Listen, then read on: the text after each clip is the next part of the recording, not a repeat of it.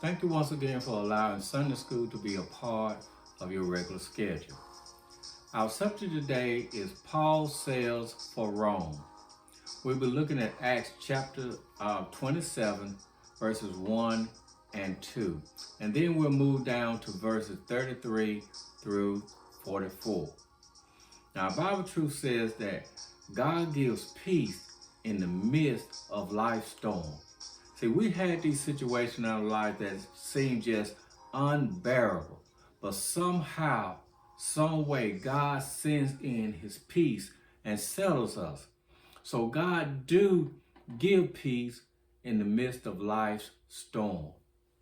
As we look at our lesson today, starting at verse 1, it says, "And when it was determined that he should sail unto Italy, they delivered Paul and certain other prisoners unto one named Julius, a centurion of Augustus' band. And entering into the ship of Adramyttium, we launched, meaning to sail by the coast of Asia. One of Aristarchus, a Macedonian of Thessalonica, being with us." Now it was a decree and the will of God that the apostle should go to Rome, which was made known to him. This was made known to Paul. So wherefore he appealed to Caesar, and it was determined of the Roman government, not only that he should go there, but the time that he should go there. Now, for those of us that are on a mission for God, or that's spreading the gospel for God, God is always in charge of our destination. He has a plan for the direction that we're going to journey. So even though it looks like the Romans had the authority, or the Romans had control of this situation, it was actually ordained by God. So it says that they set sail. Verse 33 says, "And while the day was coming on, Paul besought them all to take meat, saying, This day is the 14th day that we have tarried and continued fasting, having taken nothing. Wherefore I pray you to take some meat, for this is for your health. For there shall not an hair fall from the head of any of you." Now Paul urged all of them to eat, to take meat.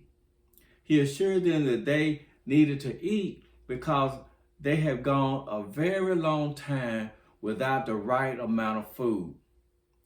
Now he also assured them that they will survive. Paul assured them that they will survive this trip. He said, "Not one of you shall lose a single hair from your head." In other words, he was saying, this is a sure bet. He said, you will be saved without a scratch. Verse 35 says, "And when he had thus spoken, he took bread and gave thanks to God in the presence of all of them. And when he had broken it, he began to eat. Then were they all of good cheer, and they also took some bread." So Paul instructs them to eat.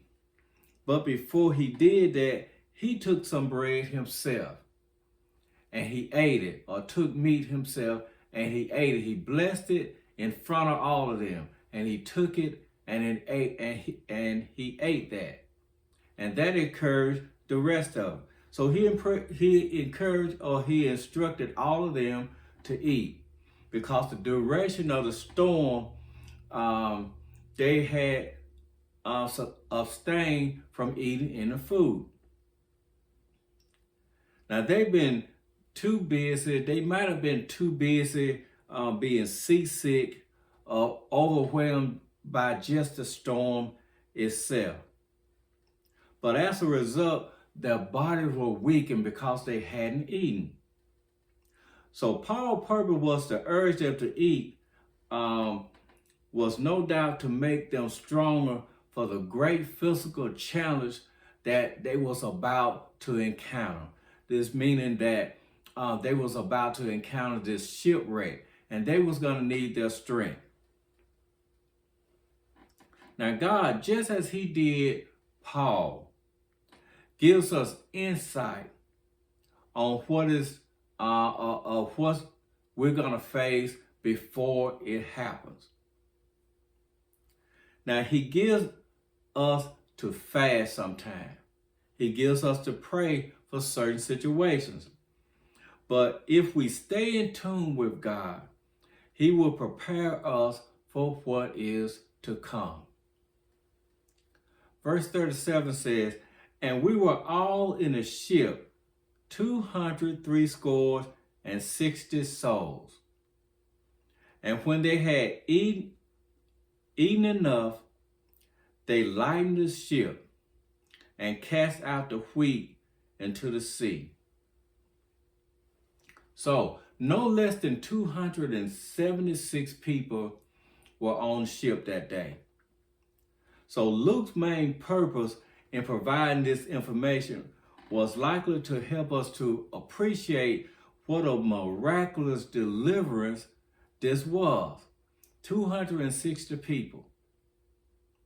So yet we might suspect that he also wanted us to understand that the crew conducted a head count before the last meal. They wanted to make sure that they wanted to know how many people were actually there so they can ration out the food that was there to make sure everybody got something, whether it was great or small.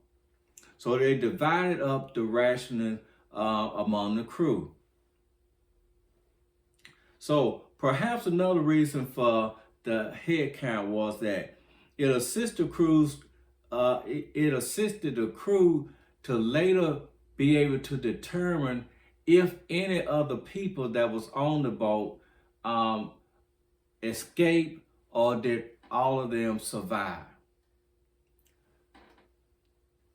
Now the last preparation that they made was to throw everything loose or detachable overboard, including the grain cargo and all the remaining food, so the ship could ride as high as possible in the water, allowing it to run aground near the shore.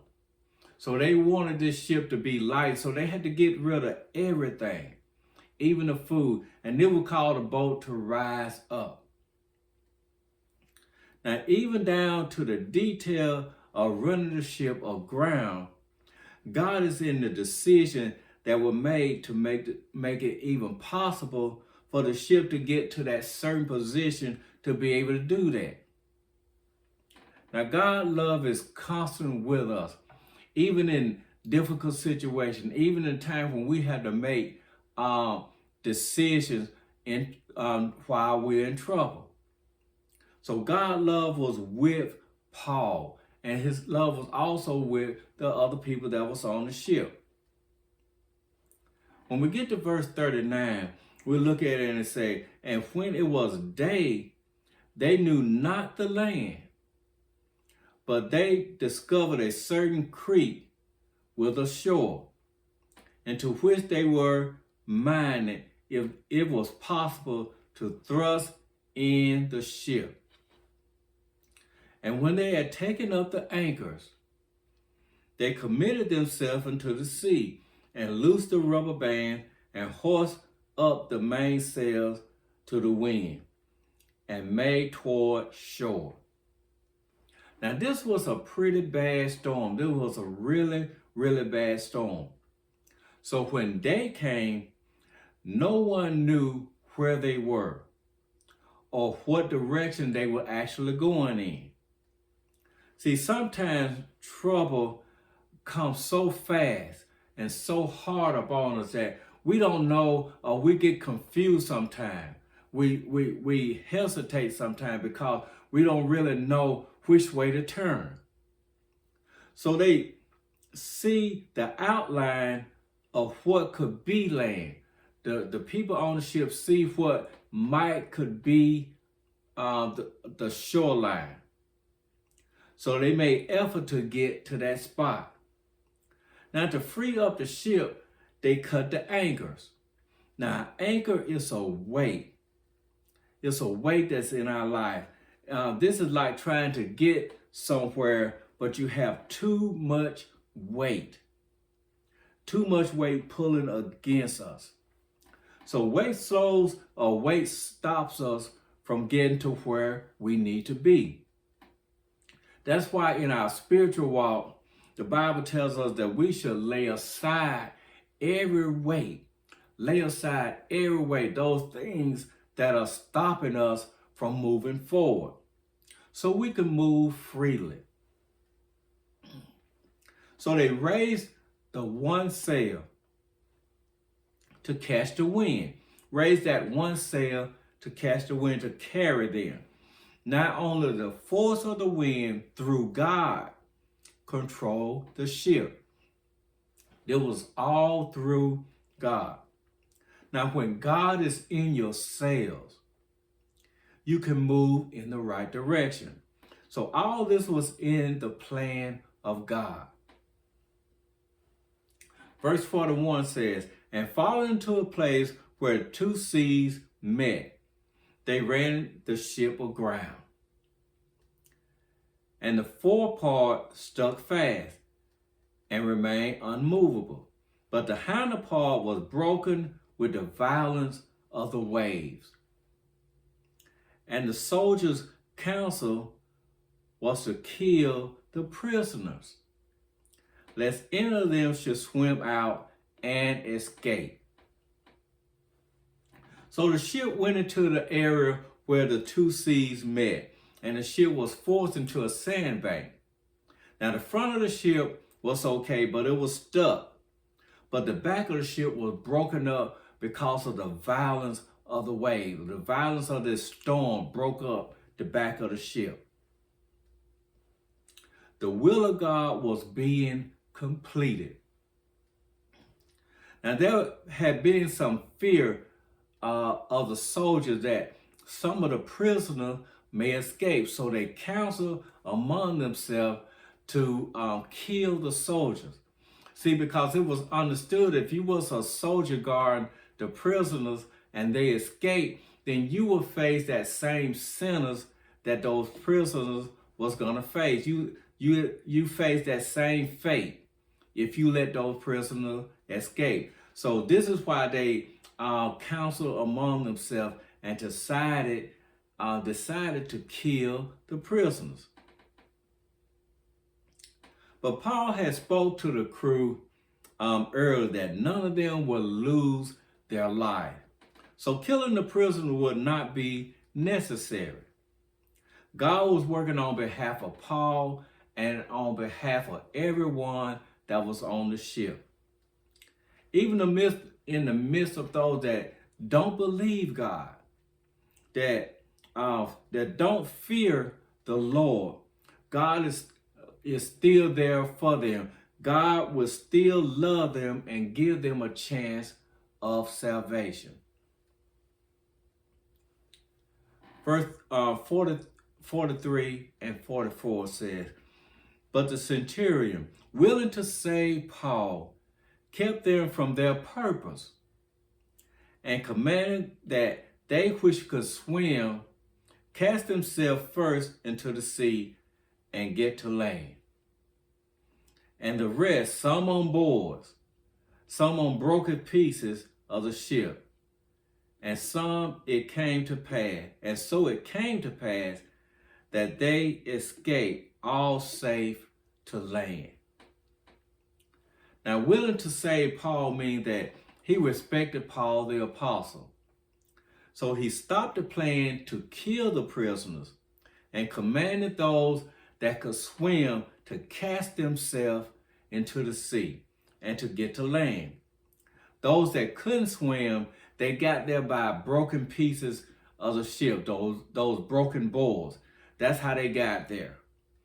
But all of them got to land safely. Now, what looked like a complete disaster turned into a complete blessing. See, there are many things that comes into our lives, some more than others. But when God is in the plan, there is always a plan of escape. Where God leads you or where God leads us, he will always provide. Now, this trip to Rome, the storm on the sea, the shipwreck, and even the broken boards were all provisions made by God, not only for Paul, but the rest that was aboard that ship. Every lost job, every lost house, every broken relationship, every sickness, every trial has already gotten the attention of God. If you're a child of God, everything that you go through has already gotten his attention. Now, these are some things that could be disastrous. But remember that God knows where you're going. And he has already prepared provisions to make sure that you get to your expected end.